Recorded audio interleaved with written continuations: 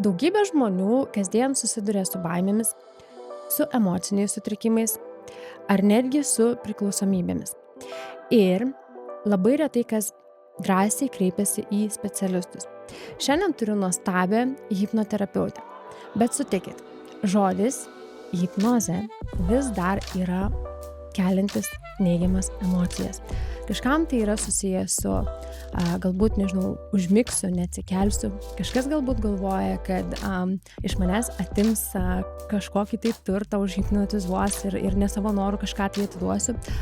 O kažkas galbūt tiesiog turi baimę arba nežinią. Tai šiandien mes ir sužinosim vis dėlto, kas yra ta hipnozė. Ir turiu išduoti vieną paslaptį. Nustebsit. Hipnozę mes patiriam kiekvieną mielą dieną. Kaip ir kada? Einam ir pasižiūrėsim.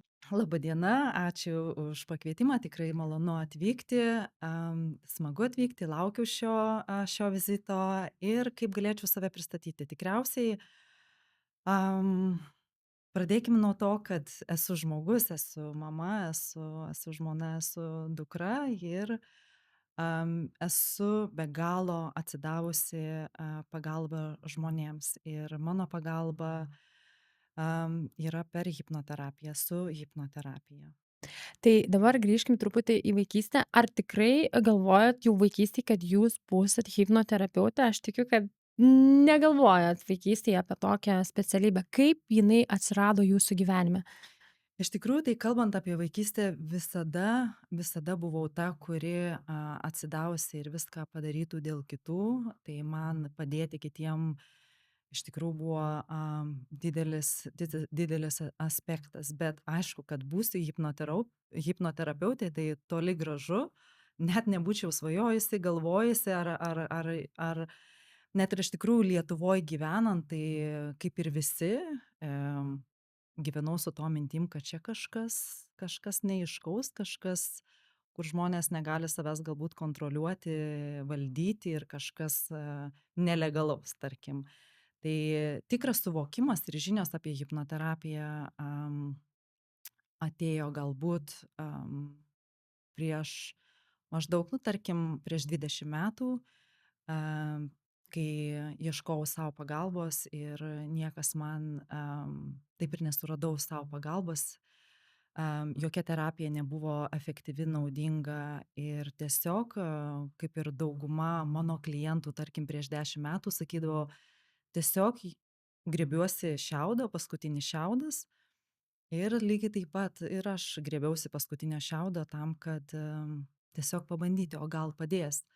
Bet aišku, jau į savo pirmą seansą su to mintim, kad jo, čia kažkas tokio galbūt antgamtiško. Aš tikiu, kad dauguma žmonių išgirdę žodį hipnozė, hipnoterapija įsivaizduoja tą laikroduką, kad suka ten palei tavo akis ar dar kažkokį tai kitą būdą ir tave hipnotizuoja, užmigdo.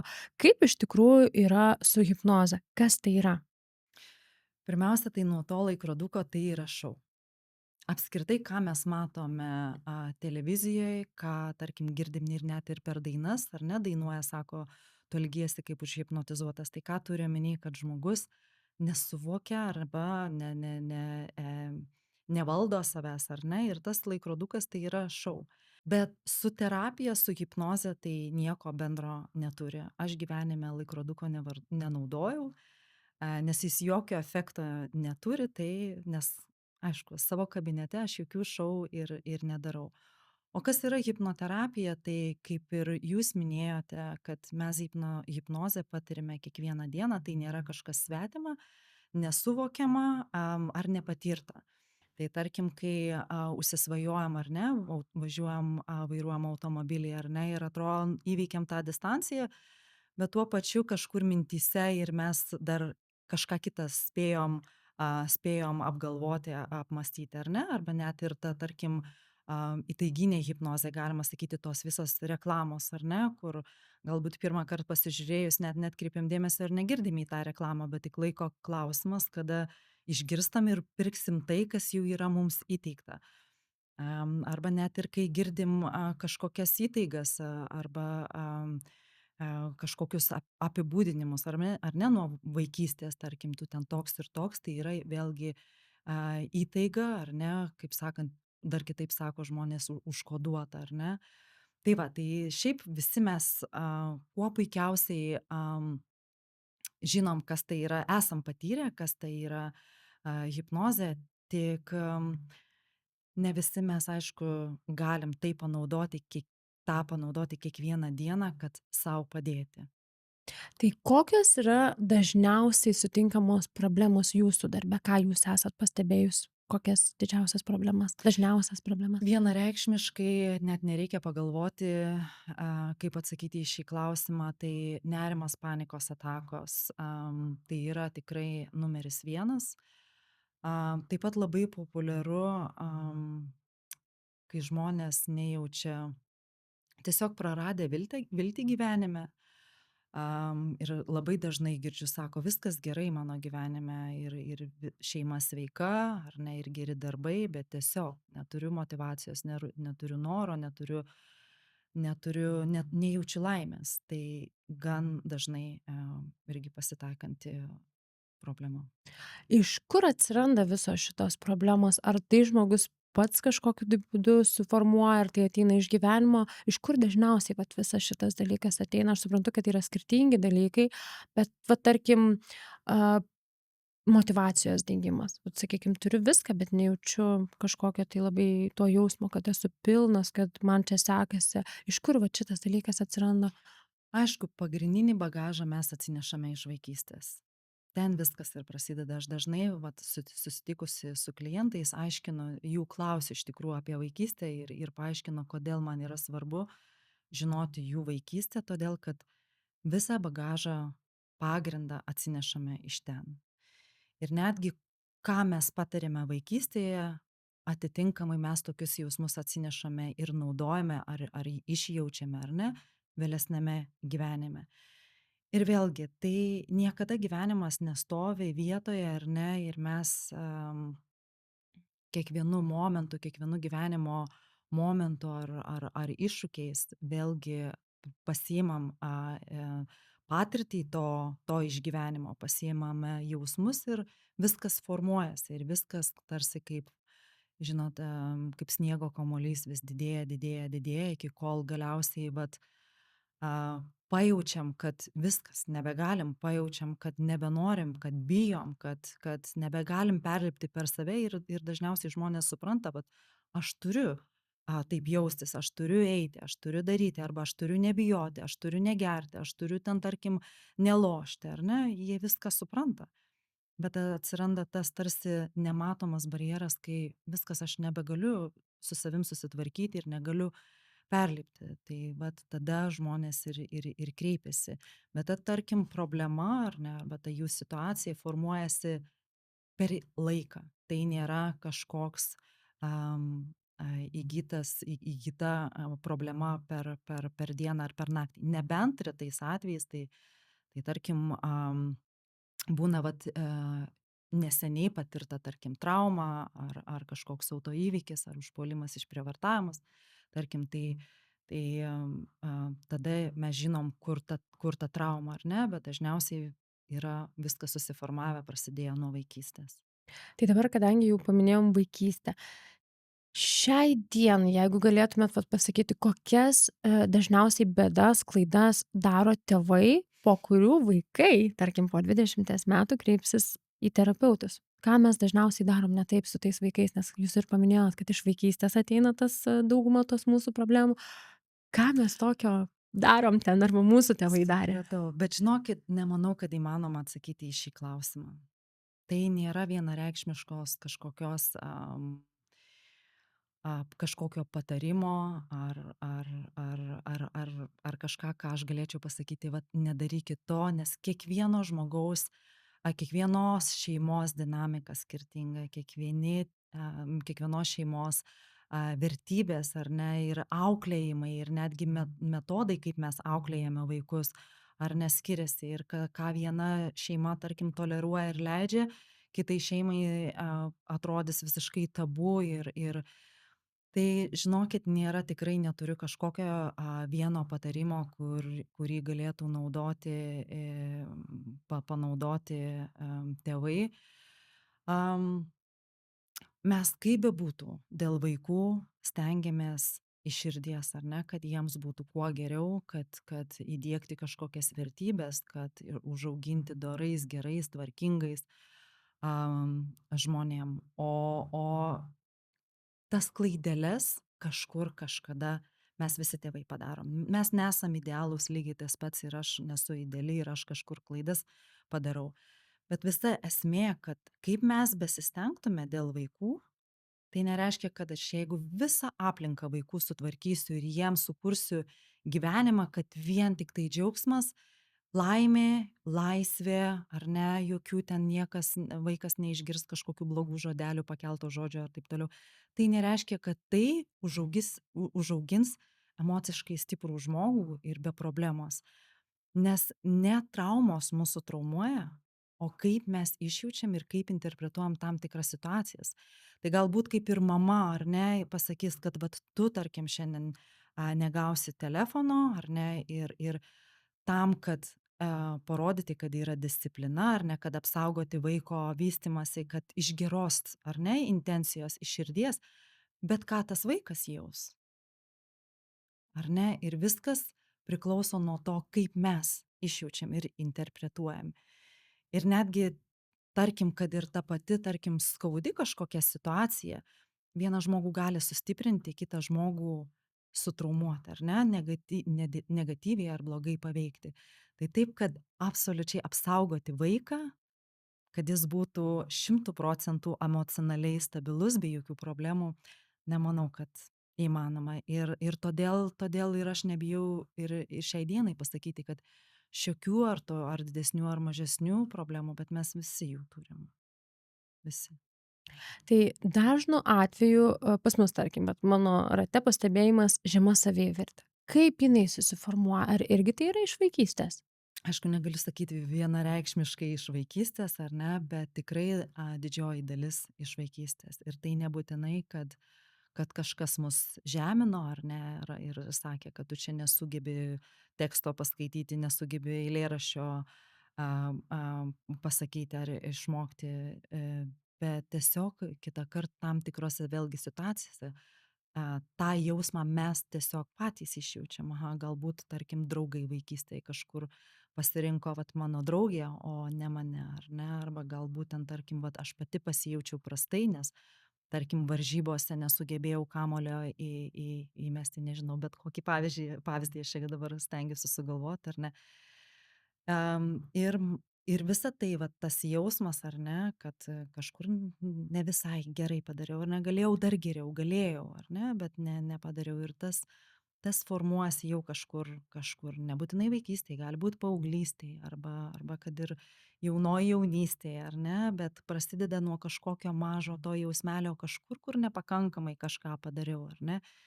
Ir tas su laiku stiprėja, stiprėja, stiprėja ir kol vėlgi jaučiamės, kad, nu, galėčiau, ar ne, atlyginimo paprašyti, arba galėčiau darbą keisti, arba vat, galėčiau pasakyti ne, bet nesugebu, nes nesijaučiu pakankamas, nesijaučiu pasitikintis. Kaip vis dėlto, vat, ar hipnoterapija gali padėti surasti priežastį ir mum susigrąžinti pasitikėjimą savim, savivertės klausimus kažkokius atsakyti ir bet būtent hipnoterapija gali padėti? Taip, tai vat ir mūsų tikslas yra surasti, kur ta priežastis, kuri būtent įtakoja a, įtakoja tam mano jausmui, tai mano problemai, tam mano blokui, tai mano priklausomybei.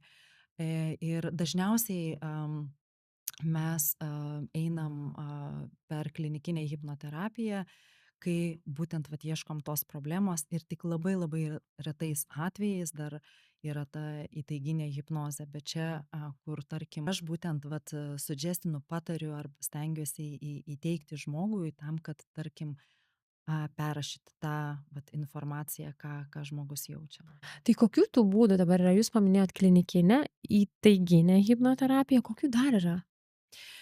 Šiaip per visą tą savo ilgą karjerą galbūt tokių didelių terminų ir tarkim, kaip įvardinti tas visas hipnoterapijas, manau, tuos metodus kiekvienas stengiasi savaip užpatentuoti, ar ne? Tai Tai yra daug tų metodų ir kiekvienas terapeutas stengiasi apginti savo, ar ne, bet aš per tuos metus pabaigiau daug kursų, daug mokslų, bet galiu vis tiek išskirti galbūt tik tai tas dvi, kur viena hipnoterapija, kur būtent ieškom, ar ne, kur ieškom tos problemos, kur ieškom to židinio, kodėl vat, žmogus ir supranta, tarkim, kad negerai ir naudoti narkotikus ar ne, bet vis tiek vat, veda, ar ne. Ir kaip ir sakiau, kaip ir minėjau pirmai, ir retai naudoju tą įtaiginę, kur stengiuosi, tarkim, perrašyti tą informaciją. Dabar paminėjot narkotikus. Kaip yra su priklausomybe? Iš kur jos pas žmogų atsiranda? Nes mum įprasta manyti, kad galbūt kažkas ten kompanija negera įtraukia, o iš tikrųjų, kur yra priežastis to? Alkoholizmas, narkotikai, priklausomybės, ta pati pornografija, kompiuteriniai žaidimai. Iš kur šitie dalykai atsiranda? Taip, galbūt norėčiau pradėti nuo to, kai mes jaučiamės stiprus, kai viduje yra pasitikėjimas, laisvė ar ne, drąsa, saugumas, visi tie reikalingi jausmai, tai kad ir žmogus pavartos alkoholio, bet nereiškia, kad jis taps priklausomas nuo to, ar ne, arba kad ir tie narkotikai, ar pornografija, ar dar kažkas, kai yra viduje tie pozityvūs geri jausmai, tai ir yra stiprybė, kai mes pasirenkame, ar ne, kas atsitinka su tom priklausomybėm. Ta, am, ta priklausomybė, ar tie cheminiai, ar ne, arba tie, kad ir TV, ar ne, social media, ar net ir visi Facebookai, Instagramai, ar ne, tas prapuolimas į pabėgimas į social media. Tai yra, kai mes tame ar tai alkoholyje, ar tuose narkotikuose randam kažkokį vat jausmą, ko mums ir trūksta. Arba bandom pabėgti vat nuo realybės, aš įkrentu, tarkim, vat į tą social media ar tuos narkotikus, ar ne, ir aš nebejaučiu kažkokio skausmo, ar ne, nebejaučiu tos gyvenimo galbūt atsakomybės ir to streso, kurį nešu kiekvieną dieną. Tai aš manau, labai iš tikrųjų stengiuosi su pozityvumu pasitikti net ir tuos žmonės, kaip sako, kurie sako, viską praradau. Aš nusiritau iki tokio dugno, ar ne, ir jiem būna net ir gėda akis pakelti, ar ne, nes sako, turėjau viską, vat nusiritau. Tai ne todėl jie nusirito, ar ne, ir prarado viską ir atsidūrė net ir būna taip, kad ir ant gatvės atsidūrė, ar ne. Tai ne todėl, kad žmogus pasirinko atsidurti ant gatvės, ne todėl, kad jisai, vat, gerai, aš nesvarbu man šeima, ar ne, prarasiu visus turtus, prarasiu visus biznius ir tapsiu narkomanu, ne. Tai yra kažkoks viduje jausmas, kuris priveda žmogų vat, prie tos priklausomybės ir jis pats nesusitvarko. Bet sakykim, vat gerai, tas žmogus dabar nusirito. Gal turit kažkokią tai istoriją, aišku, be vardų, pavardžių, kuri tikrai jum įsiminė ir buvo net pačiai po to skaudu, galbūt ne kiek skaudu, kiek toks sukrėtimas, kada tu ateini ir tu galvoji, vau, vau, kiek daug tu turėjai. Ir aišku, jūsų kaip terapeuto terapeuto, kaip čia dabar pasakyti, iš terapeuto pusės jūs negalit pasakyti, žiūrėk, daryk taip ir taip, jūs vis tiek turit apeiti aplink tą klausimą ar aplink tą problemą savais būdais ir kad tas žmogus net tiesiog pats rastų kažkokį tai sprendimą ar kažkaip. Bet ar jūs turit va tokią va tikrai įsimintiną istoriją, kuri jum įsiminė ir po šiai dienai va sakytumėt, kad tu taip turėjau ir hipnoterapija pagelbėjo? Galbūt įsimintiniausias man atvejis ir tai nebus su priklausomybėm, bet tiesiog dažnai tą atvejį iš tikrųjų ir klientam paminiu. Tai yra, kai kūnas emocinį skausmą išreiškia fiziškai. Man labai įstrigęs visom prasmėm tas atvejis, tai buvo anglų tautybės klientas, tai gan senokai kreipėsi ir Jis atėjo, am, ir kaip ir sakau, kai pasakoju apie šį atvejį, nepamenu, ar jis šlubavo, ar kažkokie nevalingi judesiai buvo vienoje kūno pusėje. Ir kai jis įžengė į mano kabinetą, jis pasakė, kad aš netikiu šitą terapiją ir netikiu ir nebūčiau čia atėjęs, bet dėja perėjau visus gydytojus, visi skanai, visi tyrimai, visur. Ir viskas gerai. Ir man tiesiog visi gydytojai, visi specialistai stumia mane ieškoti psichologinės problemos. Ir net pamenu, kaip jis atsisėdo rankas ant fotelio padėjo, bet sako, aš netikiu šitom terapijom, hipnoterapija. Ir mes iš tikrųjų nuostabių rezultatų pasiekėm su juo, bet vat, kaip ir sakiau, labai šis atvejis labai gražiai iliustruoja tą sukauptą skausmą, galiu trumpai papasakoti, jis augo tik su mama, tėčio neturėjo ir būtent per terapiją mes prisiminėm, kaip būdamas daržely jis tiesiog buvo nepriimtas vaikų ir ne todėl, kad jo ten nemėgo, bet tiesiog buvo keli momentai, kai jis nespėja kažkur prisijungti prie kažkokio žaidimo ten ar kažkokio užsiėmimo, ar ne. Ir jis būtent išjautė, kad aš nesu reikalingas. Aš galbūt esu kažkoks kitoks, prastas ir panašiai. Bet tas jausmas prasidėjo, ar ne? Ir kaip ir minėjau, augo tik su mama. Ir mama, aišku, visada užsiėmus kalbė valgyt, maistą ruošia, ar ne, ir apsipirkinėjimai ir visa kita, ar ne. Ir vaikas negauna tiek dėmesio, kiek jam norėtųsi, ar kiek reikėtų jam duoti, ar ne, ir ką jis jaučia. Jau jis turi pagrindą tam jausmui, kad aš nesu, galbūt ir vertas tų gerų, šiltų, pozityvių jausmų, ar ne. Ir tik su laiku kiekvieną dieną tas jausmas vis stiprėja, aha, mamos nėra šalia. Aš noriu apkabinimo, noriu paguodos, noriu supratimo, noriu palaikymo, noriu tiesiog jaustis, kad aš esu reikalingas. Ir nejaučia jis to jausmo, ar ne? Ir tas jausmas vis stiprėja ir stiprėja. Ir dar buvo dar vienas prisiminimas, kai jis išlėkė į gatvę, ten draugai jau važinėja dviračiais, o dėja niekas jo nepasikvietė. Ir vėlgi, ką jis jaus? Ir aišku, automatiškai jaučia tą patį, tik tos visos skirtingos situacijos tik sustiprina tą jausmą. Ir kas atsitinka? Aišku, gyvenimas nestovi, ar ne, reikia eiti toliau ir mokytis ir siekti ir taip toliau. Ir jo gyvenimas tikrai nesustoja ir baigia jis universitetus. Bet kas atsitinka? Tas jausmas, jis su laiku tik sustiprėjo. Ir dabar jis eina į darbą ir kiekvieną dieną jis pergyvena, kiekvieną dieną jis stresuoja, nes su juo niekas nenori bendrauti. Niekas su juo nenori dirbti, jis ten nereikalingas, jis ten nemėgstamas, niekas jo net matyti nenori. Ir nuo pačio ryto kūnas eina per stresą. Bet ar tikrai jo nenori, ar jis tiesiog tik jaučiasi? Jis jaučia. Jis tai jaučia. Ir kas atsitinka? Kadangi kūnas kiekvieną dieną eina per tą stresą, aha, mūsų pasąmonė bando apsaugoti mus. Gerai.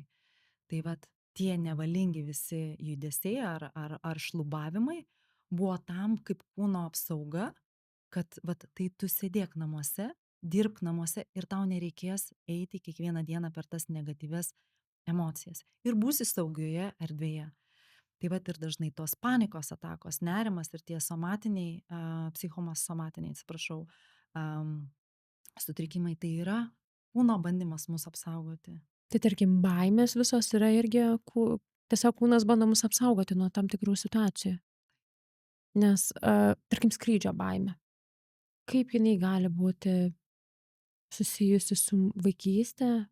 Iš tikrųjų, labai įdomu su skrydžio baime ir kaip kreipiasi, labai įdomu, nes skrydžio baime gali būti, vėlgi, kad tai kažkas iš vaikystės, kažkoks jausmas ar ne, ir tai yra vėlgi sustiprėjęs negatyvus blogas jausmas. Ir ta baimė skristi yra kaip vėlgi kūno pastanga apsaugoti mus nuo kažkokio ten, tarkim, nuo kažko ar ne, ir laikyti mus saugioje vietoje. Bet su skrydžių baime kartais būna ir tiesioginis kažkoks, tiesioginė trauma ar ne, tiesioginis išgyvenimas. tarkim, ten kažkokios turbulencijos, ne, ar ne, kažkokie, tarkim, tiesioginiai, Jau pragyventi kažkokie dalykai. taip, Mhm. teisingai. Ačiū. Prašau. Tai dabar man jau dabar taip galvoju, viskas realiai yra mūsų pasąmonėj. Tikrai taip, Visos ligos, tikrai visos taip, emocijos, tikrai viskas. taip. Ar galima teigti, kad hipnoterapija gali padėti daugybėj šitų atvejų? Tikrai taip. Gal galit papasakot, kaip?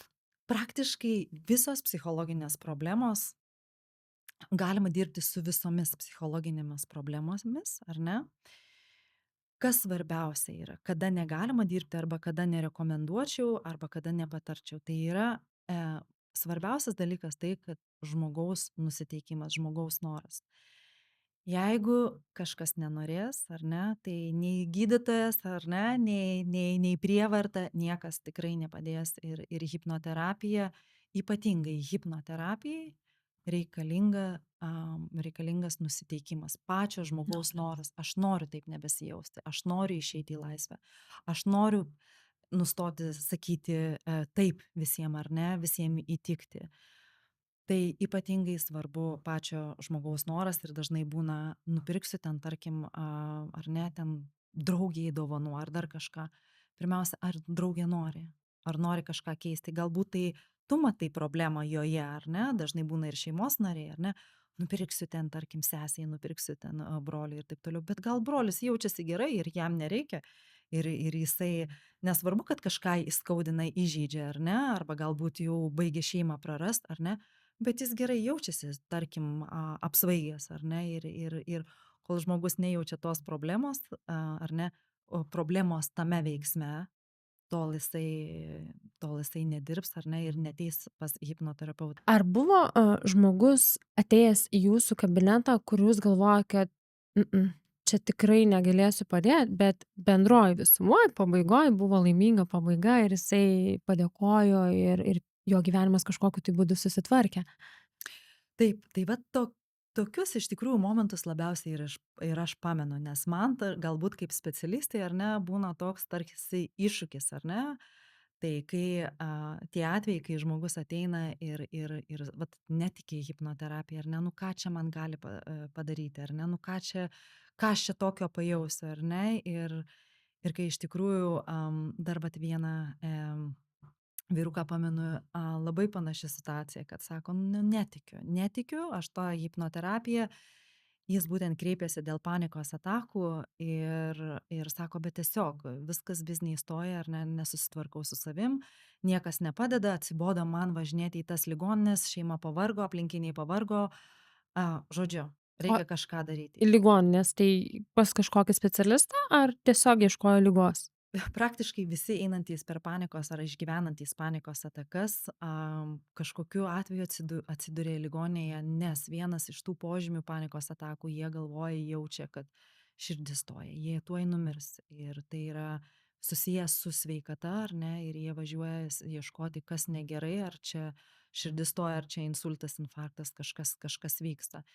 Ir dažnai praeina tuos visus tyrimus pasidaro, skrenda į Lietuvą, ar nesako visus įmanomus ten medicininius tyrimus praėjom ir nors jau iš tikrųjų dabar gydytojai jau daugiau galbūt susidūrė, daugiau žinoma, daugiau ir tie gydytojai susidūrė anksčiau, atpažįsta tas panikos atakas ir anksčiau jau pasako žmonėm, kad nu neieškok savo kūne problemų, viskas su tavim gerai, tu esi sveikas, gyvenk ir džiaukis, bet dėja, žmogus išėjęs iš ligoninės tam kartui apsiramina, viskas gerai, bet tai tik laiko klausimas, kada vėl tie jausmai sukyla, vėl kada Ir tas vėl jausmas, išlenda. kad mirsiu ir vėl reikia į ligoninę, nu betgi man sakė, kad viskas su manim gerai. Tai va tada jie pradeda ieškoti, kas galėtų man padėti. Ir kaip baigėsi su šituo vyruku?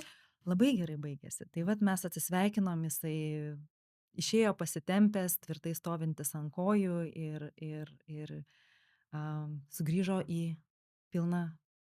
pilnavertišką, stiprų, pozityvų, gerą gyvenimą. Kiek tokių sėkmės istorijų turit savo portfelyje, savo kuprinėje?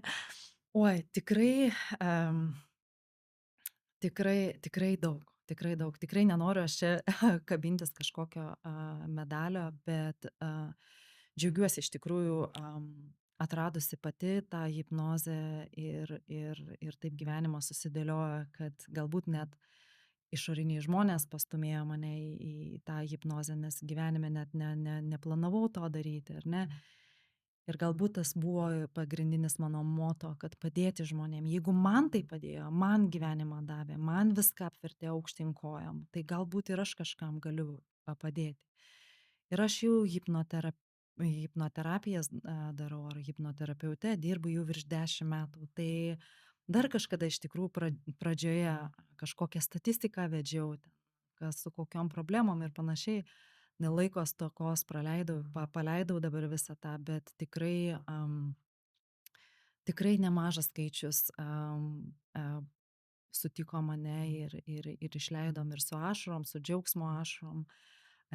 Labai iš tikrųjų jaudina, kai vaikų gyvenimas pasikeičia, ar ne, kai atrodo supranti, kad vaikui ne vien dabar padėjai, ar ne, išspręsti tą problemą, kokia ten bebūtų baimė, bet kai tu supranti, kad tas pokytis jam visiškai kitaip galbūt ir visą gyvenimą Dabar jau palietėm veiks. vaikučius, tai man iš karto klausimas, nuo kelių metų galima vaikutį atvesti pas jus ir kokios dažniausiai problemos, sutrikimai, kada jau reikėtų kreiptis, tarkim, vat pas hipnoterapeutą?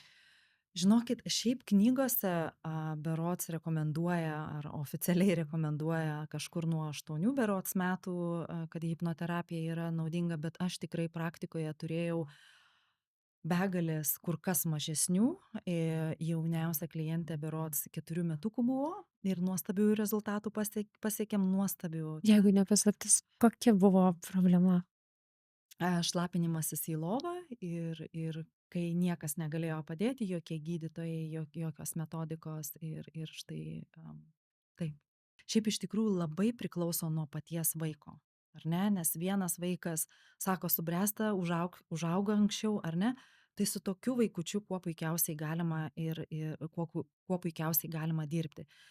Galbūt tėvam būtų indikacija tokia, jeigu kai skaitote pasakas, ar ne, jeigu vaikas sutelkia dėmesį ir išlaiko tą dėmesį kažkurį laiko tarpą ir jisai susikoncentruoja, suvokia, ar ne, ir gali netgi atpasakoti, tai jau su tuo vaikučiu galima dirbti. Bet jeigu su tuo vaikučiu tik pradėjau knygutę skaityti, ar ne, ten tarkim 10-7 minutės ir jis kažkur kitur svajoja ir jau čia krapštosi, ar ne, žaisliukai žaidžia, tai tokiu atveju jis dar būtų per mažas. Dar nepasiruošęs. Ar būna tokių atvejų, kada tėvai kreipiasi dėl vaiko, o vis dėlto suprantam, kad ne vaikučiui reikia pagalbos, o tėveliam? Oi, labai sudėtingas klausimas, nes pradėkim nuo to, kad mes visi turim problemų, ar ne? Visi turim problemų. Ir iš tikrųjų labai norėtųsi man pasakyti, kad jo dirbam su vaikučiu, bet iš tikrųjų ir reikėtų ir tėveliam apsilankyti, ar ne? Nes, nu, daug mes iš tikrųjų perduodam, ar ne? Ir ne vien ir tos baimės, ar ne? Ir kažkokie, tarkim, savo emocijų neišlaikymai, nešaukimai, rėkimai. Ir sako, nesusitvarkau su vaiku, ar ne, visiškai neklauso, arba ten, tarkim, prasideda ir antisocialiniai poelgiai, ne poelgiai, kas antisocial behavior, ar ne, bet tai dažnai būna net ir vaikų bandymas ir noras gauti tėvų dėmesį, ar ne, būti pastebėtiems, būti užjaustiem, ar ne, ir aišku, atrodo, keistai, ar ne, gali nuskambėti, kad, nu, prie ko čia vaikas tampa blogu, bet jis elgiasi ne todėl, kad jisai nori tapti blogu, bet tiesiog, vat, pasąmonė ieško būdų, kaip išgauti galbūt tėvų dėmesį, meilę ar laiką kartu. Ar galima būtų, tarkim, ateiti į šeimos kažkokiam tai seansui, ar kaip tik yra atskirai vaikam atskirai, tada atskirai tėvam, ar yra toksai bendras, kad ateitų ir, sakykim, kaip pavyzdys, galbūt vieniša mama, daug dirbanti, nežinau, ten 24 valandas per parą, vaikutis ten, tarkim, jau nebe vaikutis, bet kokį 11 metų ir ten nesusitvarko, negrįžimai namo, šaukimai, rėkimai, durų trankymas ir panašiai ir mama sako: "Aš nesusitvarkau." Tokiu atveju reikėtų po vieną ar galima ir abiem? Mm. Šiaip net nėra pasitaikę, kad ateitų mama ir vaikas ir sakytų, mes norim vienos terapijos, ar ne, nes supranta, kad aš esu suaugusi, arba kad ir tėtis, aš esu suaugęs, tai ir pas mane yra kaip suaugusio bėdos, problemos, ar ne, o pas vaiką yra kitos. Tai nėra taip pasitaikę, bet kaip bebūtų, taip, ta prasme, tai būtų atskiri sensai. Bet dažnai būna, kai šeimos, poros kreipiasi, ar ne, terapijos ir sako, viskas, nebesusitvarkom, arba skiriamės, arba einam į terapiją. Tai vat sulaukiu užklausų, kai mes norim terapijos ir norim kartu dirbti. Tai ne, mes dirbam vis tiek atskirai, nes vėlgi vienas atsineša savo problemų bagažą, ar ne, kitas atsineša savo problemų bagažą. Ir kai tu įsprendėjai jų atskirai problemas, tada santykiai ir šeimoje susitvarko, ar poroje susitvarko. O man, kad sėdėti ir klausyti jų kaip sakant, rietenų, jie atsirieja ir namuose. Yra Mano yra tikslas padėti, ar yra ne? porų specialistai, tai ten galit. Ir dabar iš tikrųjų klausimas, tai turim dabar psichoterapiją, hipnoterapiją, kuom jos yra skirtingos? Nes atrodo, kaip ir čia ieškom problemos ir čia ieškom problemos. Kuom jos skiriasi abi tarpusavy? Galbūt paprasčiausias būtų paaiškinimas tai, kad su psichologijos pagalba, ar nestengiamės galbūt įsiaiškinti, ar ne, kur čia tai yra visa problema, ar ne, kas čia kaltas dėl tų mano traumų, arba ką aš čia išgyvenu, kokios emocijas mane priveda prie to, ar ne, ir kaip su tuo, tarkim, duoda patarimus, ar ne, kaip man susidoroti su tuo. Ar ne, hipnoterapija pažvelgia į tos problemos esmę, a, tą trigerį, tą problemą, gilę tą problemą. Ir ne visada man reikia žinoti, kas mane sutraumavo, ar ne? Galbūt dažnai būna, kad žinant, kas mane sutraumavo, ar ne, man visai nepadės, ar ne? Tai čia vat per su psichologija nagrinėja klausimynai visokie, ar ne, praktiniai užsiėmimai, ar ne? Hipnoterapija nesigilina, kas tave sutraumavo, nes kaip bebūtų, nu, kad ir mama sutraumavo, ji mama, ar ne, ir mama ji vienintelė, ir geriau bus tas ryšys, ar ne, bus tie santykiai.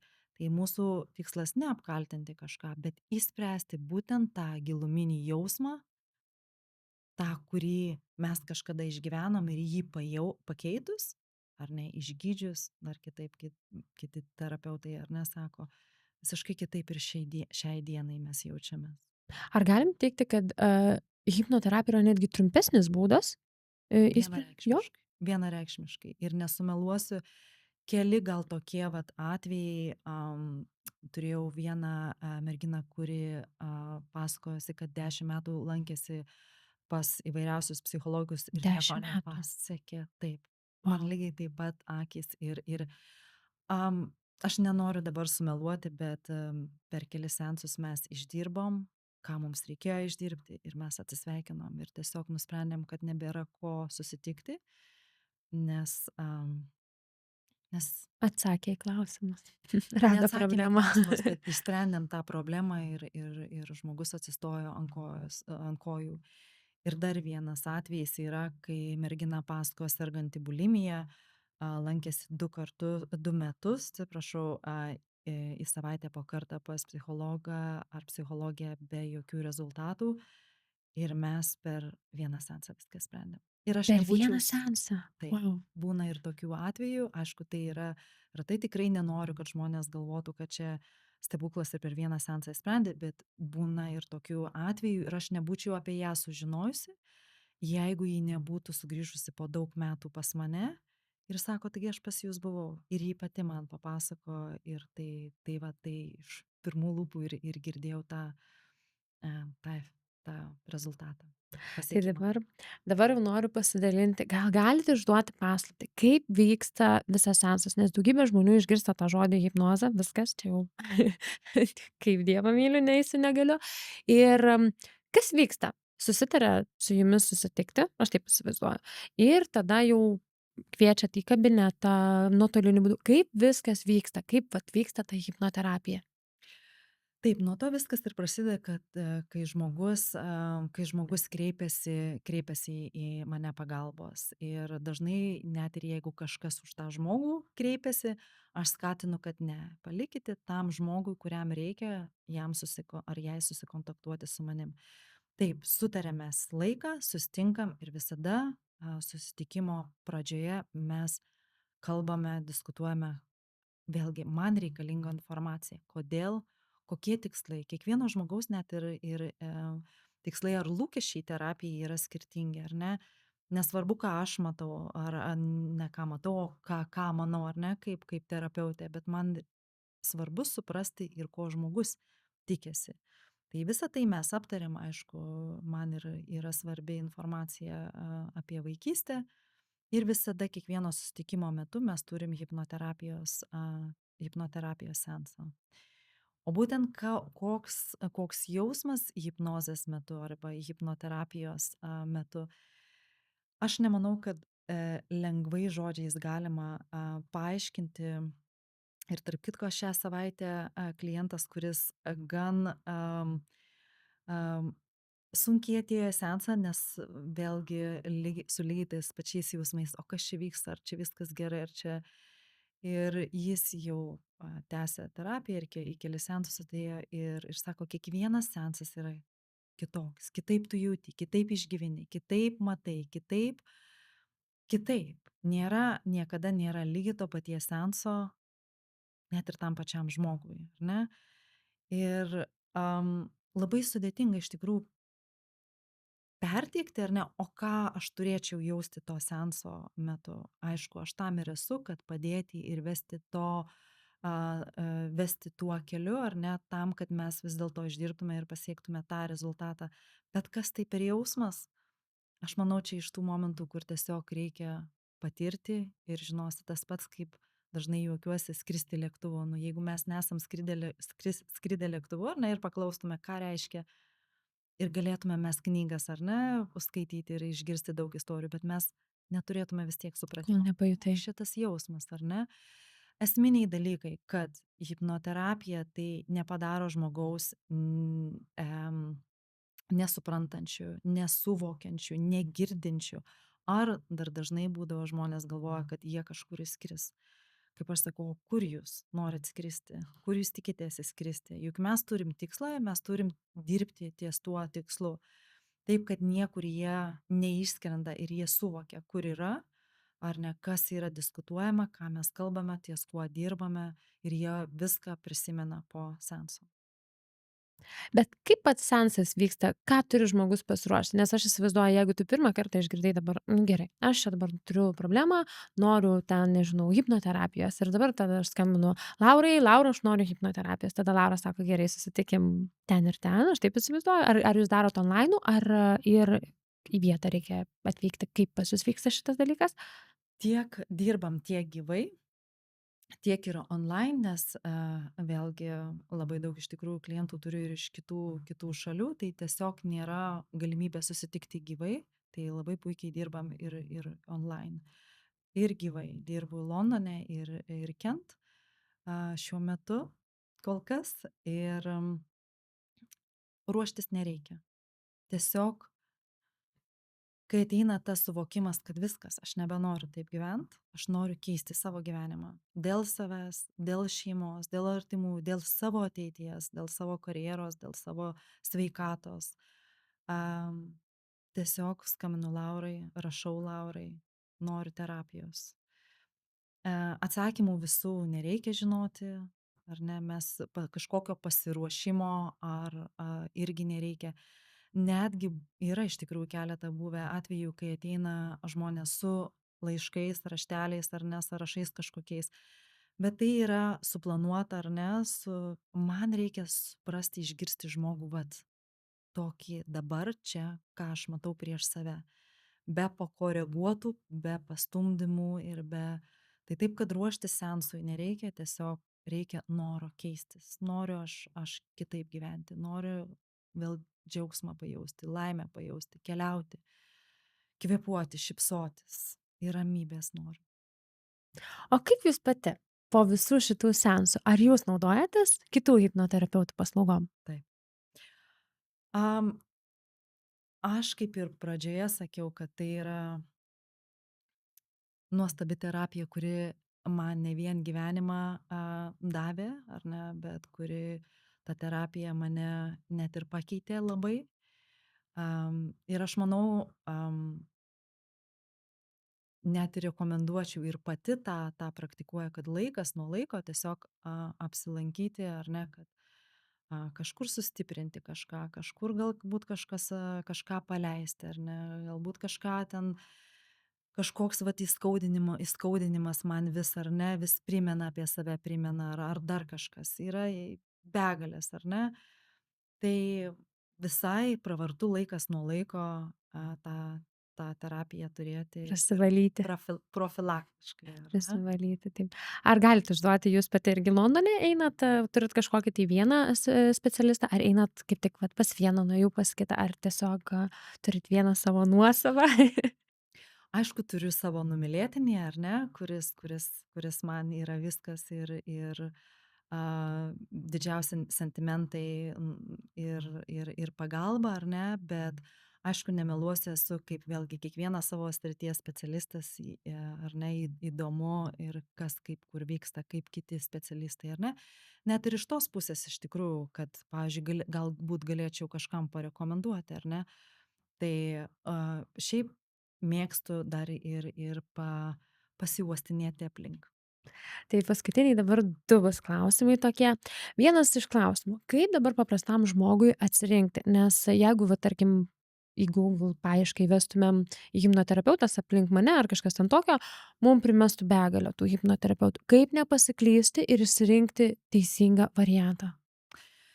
Labai geras klausimas ir aš manau šiais laikais gan sudėtingas arba komplikuotas atsakymas, todėl kad vėlgi dauguma mes renkamės šiais laikais, ar ne, kažkada buvo per lūpas, ar ne, iš lūpų į lūpas, eina dabar social media, o kadangi social media nepaslaptis, kad kažkas nusiperka tuos visus followers, laikinimus ir taip toliau. Ir vat mato žmonės ten daug sekėjų, daug tų laikų, ar ne, patiktukų, ar ne, lietuviškai. Patiktukų, taip. Ir kreipiasi į juos, galbūt pasidomėti plačiau reikėtų, ne vien sekti, kas ten social media, bet galbūt ir pasiklausinėti, galbūt kažkas lankėsi, galbūt paskaityti Google, ar ne, kažkur registruotas, neregistruotas, įsilavinęs, neįsilavinęs, kas tai yra. Ir jeigu aš matau anketą social media, kad ten, tarkim, sukurta praeitais metais ar prieš 2 metus ir turi 10 tūkstančių followerių, tai iškart suprantam, kad kažkas čia, kaip sakant, fishy, ar ne, Kažkas yra iš tikrųjų. negerai. Ir aš labai daug iš tikrųjų girdžiu istorijų ir man labai gaila, ypatingai kaip hipnoterapijos atstoviai, nes galbūt žmogus, kuris taip jau ruošiasi iš metų į metus, ar neperžengė tą žingsnį ir dėjo, kad viskas darau dėl savęs, kažką ir kreipėsi į netinkamą net negaliu pasakyti terapeutą ar specialistą, esu prisiklausius begalės įvairiausių šokiruojančių net istorijų, kur, nu, neteisingas rankas papuola ir ne pas terapeutus, bet tiesiog skemerius, kur nori tik taip pasinaudoti, ar ne? Tai galbūt patarimas būtų toks, kad nepasikliaukim vien social media ir plačiau pasidomėkim, pasiskaitykim, galbūt net ir grupėse, ar ne, yra dalinasi atsiliepimais. Tai kad nebūtų tas, vat, vien tik tai, aha, čia daug followerių turi. Tai Nepatingėkit žmonės pasidaryti namų darbus ir paieškoti informacijos, nes iš tikrųjų, kaip bebūtų keista, ne tik lietuviai, bet dauguma žmonių renkasi, vat kaip jūs ir paminėjot, pagal socialinę mediją ir jeigu ten labai daug patiktukų, laikų, vadinasi, jis kažką gerai daro, bet dauguma net nesupranta, kaip atsiranda kartais tie patiktukai ir tie followeriai ir panašiai. Ir paskutinis klausimas tada, ką pasakytumėt žmogui, kuris dabar galbūt dvejoja, galbūt turi kažkokią baimę, skrydžio baimę, persivalgymo galbūt netgi sutrikimai, nežinau, galbūt kažkas turi pogimdyvinę depresiją. Ką pasakytumėt tam žmogui, kuris dabar dvejoja, bet galbūt norėtų kreiptis, nežino kur, nežino ką, nuo ko jam pradėti? Ką jūs galėtumėt patarti? Galbūt pirmiausia pasakyčiau, kad jūs ne vieni. Jūs ne vieni. Mes visi turim didesnių ar mažesnių problemų, mes visi nuo kažko kenčiam, bijom, ribojam ir taip toliau. Bet nebijokit, darykit kažką dėl savęs, nes ta terapija nėra skausminga, nėra baisi, praktiškai visi klientai vienareikšmiškai sako, vajetau, mažiausiai ko reikėtų bijoti, tai hipnoterapijos. Bet rezultatai gali būti stulbinantis, kai jūs galite atgauti gyvenimą, pasitikėjimą, ramybę, džiaugsmą, šeimą, vaikus ir nebijokit. Nors jau pabandykit. Labai ačiū Jums už pokalbį. Iš tikrųjų, 2 mėnesius aš laukiau Jūsų, kad atvyktumėt čia. Labai noriu padėkoti už šitą pokalbį. Na, o Jums, mielieji, noriu padėkoti už valandą skirtą mūsų laidai.